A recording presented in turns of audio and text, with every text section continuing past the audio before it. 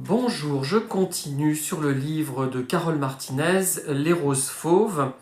Et il y a une scène qui m'intéresse dans laquelle l'héroïne, celle des petits papiers, c'est compliqué parce qu'on s'y perd.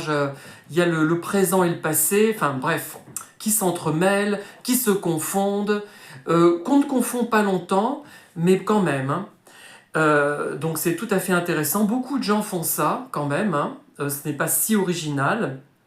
Et l'autrice donc m'a donné des idées par rapport à ces tombes, la façon de les traiter, puisque vous savez que j'ai écrit plusieurs livres, trois, plus un livre de photos sur le cimetière Saint-Jean de Thiers, et que j'ai également écrit un ouvrage, un petit volume, que personne n'a lu, qu'une seule personne a lu d'ailleurs malheureusement, qui s'intitule Le cimetière aux araignées.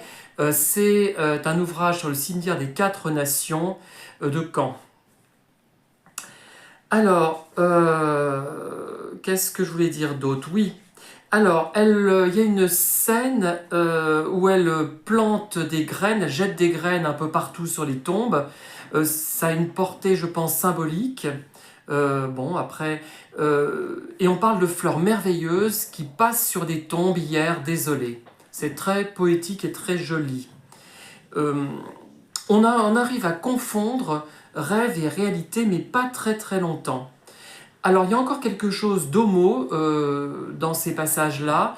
Est-ce que ça vient de la personne du passé, de celle des petits papiers qui était réellement comme ça, ou est-ce que ce sont des fantasmes, des extrapolations de la narratrice qui en a déduit cela pour telle et telle raison? Peut-être que certains passages des textes qu'elle a pu lire ont pu lui faire penser à ça. Est-ce qu'elle a vraiment lu ces textes? J'en doute. Peut-être le cœur n'a jamais été ouvert, peut-être qu'elle n'a jamais rien lu, peut-être que tout est fantasmé, je ne le sais pas. Peut-être qu'il y a des indices qui permettent de le dire avec certitude, mais je ne les ai pas trouvés. À vous de les trouver peut-être, parce que j'ai compris ce livre certainement de façon incomplète, comme la plupart des livres qui sont complexes et qui demandent une lecture attentive.